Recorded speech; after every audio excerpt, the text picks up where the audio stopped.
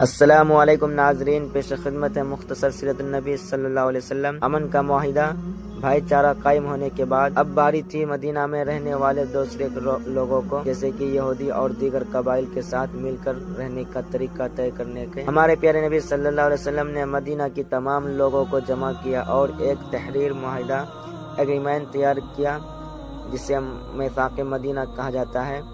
آسان الفاظ میں اسے معاہدے کی اہم باتیں یہ تھی: امن سے رہنا، مدینہ میں رہنے والا تمام لوگ ایک خاندان کی طرح رہیں گے اور کوئی کسی کو بلا وجہ نقصان نہیں پہنچائے گا۔ مذہبی آزادی، ہر کسی کو اپنے مذہب پر عمل کرنے کی پوری آزادی ہوگی، مسلمانوں پر ان کا دین، یہودیوں پر ان کا دین۔ شہر کی حفاظت، اگر کوئی باہر سے مدینہ پر حملہ کرے گا تو شہر میں رہنے والا تمام لوگ، مسلمان اور غیر مسلم، مل کر اپنے شہر کا دفاع کریں گے۔ سب کے لیے انصاف، اگر کسی کے درمیان جھگڑا ہو جائے تو اس کا فیصلہ اللہ کے رسول صلی اللہ علیہ وسلم فرمائیں گے، تاکہ کسی کے ساتھ ناانصافی نہ ہو۔ یہ دنیا کا پہلا ایسا قانون تھا جس نے سب کو برابری کے حقوق دیے، اور اس معاہدے کی وجہ سے مدینہ میں امن قائم ہو گیا اور اسلام کا پیغام تیزی سے پھیلنے لگا۔ پھر ملتے ہیں اگلے نئے واقعہ کے ساتھ، تب کے لیے ویڈیو کو لائک کریں اور اگلے ویڈیو کے لیے چینل کو سبسکرائب کریں۔ السلام علیکم۔